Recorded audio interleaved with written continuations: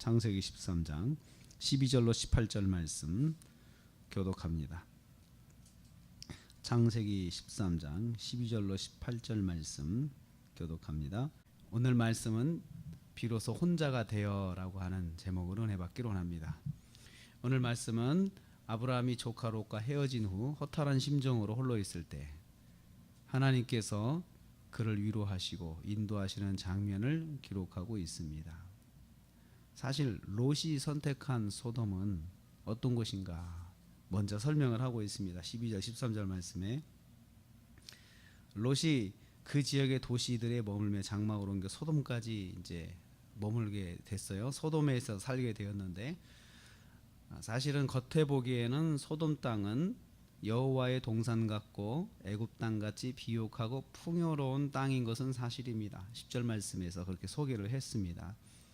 그런데 소돔은 영적으로 하나님을 떠난 곳이었습니다. 13절 말씀에 보면 여호와 앞에서 악한 곳이다 그랬습니다. 그리고 또 큰 죄인이었다. 하나님을 떠난 도시였죠. 소돔이 여호와 앞에서는 악한 곳이다. 이것은 롯이 선택한 그 선택이 잘못되었음을 성경이 암시하고 있습니다. 롯의 시각은 세상적인 시각이었습니다. 우선 눈에 보이는 풍요로움을 찾아갔습니다. 그것이 영적으로는 어떠한지 생각하지 않고 우선 눈에 보이는 풍요로운 곳을 떠나간 것이죠. 그럼 반대로 아브라함이 이제 선택한 곳, 선택한 곳도 아니고 롯이 선택했으니까 좌하면 우하고 했다고 했으니까 그 남겨진 곳을 보니까 목축하기에는 너무나도 척박한 곳이에요. 그 풀이 많아야 되는데 풀이 많지가 않은 거예요. 그리고 롯은 젊잖아요. 젊은 사람이 좀 고생을 해서 자기 삼촌한테 좋은 곳을 넘겨주고 자기는 좀 고생을 이제 젊으니까 고생해서 다시 해야겠다 이렇게 해야 되는데 롯이 그렇게 하지 않았어요. 우선 눈에 자기가 선택하라고 했다고 덥석 좋은 곳을 딱 잡고 떠난 거예요. 그런데 아브라함이 자기가 가만히 생각해 보니까 자기가 나이도 많고 다시 이런 척박한 곳에서 양을 치고 하려고 하니까 참 막막한 거죠. 막막한데 그러니까 이제 허탈한 심정으로 참 할 말을 잃고 가만히 이제 롯이 간 곳을 쳐다보고 있습니다. 부러운 눈으로 쳐다보고 있어요. 참 내가 선택할 걸 나는 그럴 자격도 있는데 여러 가지 생각이 들었을 것입니다. 그런데 이제 그런 마음으로 보고 있을 때 하나님께서 아브라함을 찾아오십니다. 14절 17절 말씀 보면요. 하나님께서 땅과 자손에 대한 약속으로 이루어하십니다. 땅과 자손에 대한 약속으로.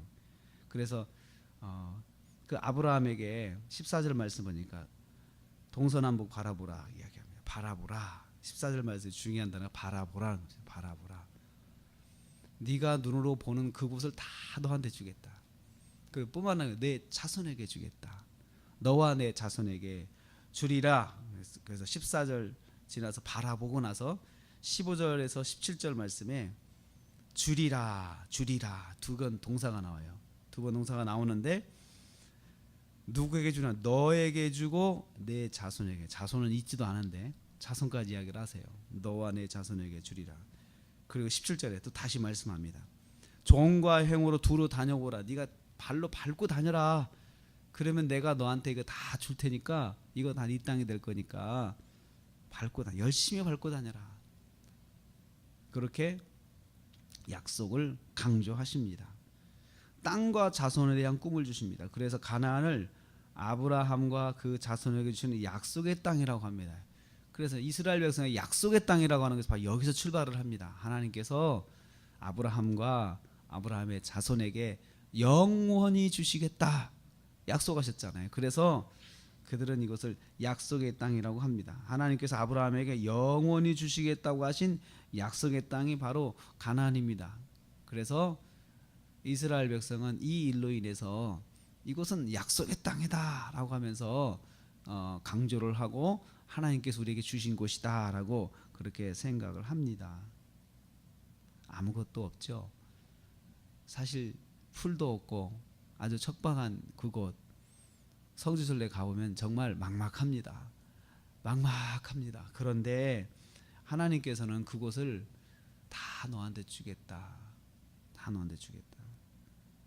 그렇게 말씀하시면서 네 자손한테도 줄 테니까 걱정하지 마라. 땅만 주면 뭐 합니까? 먹고 살 수 있게 해야죠. 여기에는 하나님의 내면의 약속이 있습니다. 살 수 있게 해주시겠다는 거예요. 하나님께서.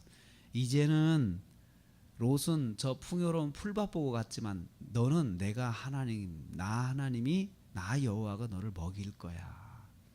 너를 살게 할 거야. 이것을 약속하시는 것입니다. 아브라함은 이제 약속의 말씀, 이 말씀 붙잡고 살면 되는 것입니다. 성도는 하나님께서 말씀을 통해 주신 약속의 말씀을 붙잡고 살아야 되는 사람들이에요. 눈에 보이는 외형적인 것보다도 하나님 주시는 약속의 말씀 붙잡고 사는 사람들이 바로 성도입니다. 그래서 아브라함은 이것을 우리한테 잘 보여주고 있습니다. 세 번째로 보면 아브라함은 예배로 시작합니다. 18절 말씀 보니까 여호와를 위하여 제단을 쌓았다. 아브라함은 장막을 헤브론으로 옮겨서 다시 시작합니다. 이제 헤브론으로 옮겨가지고 시작하는데 이 헤브론 땅이 아브라함에게서 아주 중요한 땅이 되는 것입니다. 거기서 여호와를 위해서 단을 쌓았다 말씀합니다.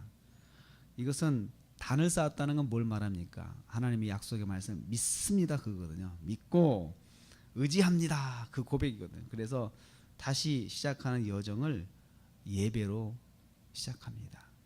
다시 시작하는 것을 예배로 시작합니다. 소돔 같은 푸른 초장이 있는 곳은 아니지만 하나님의 약속이 있는 곳에서 하나님의 약속을 의지하고 시작합니다. 이 시작을 예배로 하였습니다.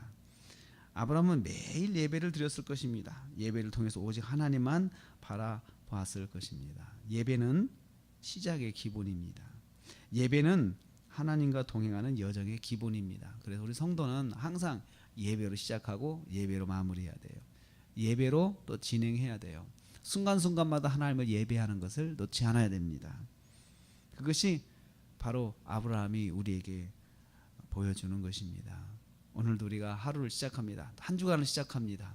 시작의 기본은 예배라고 했습니다.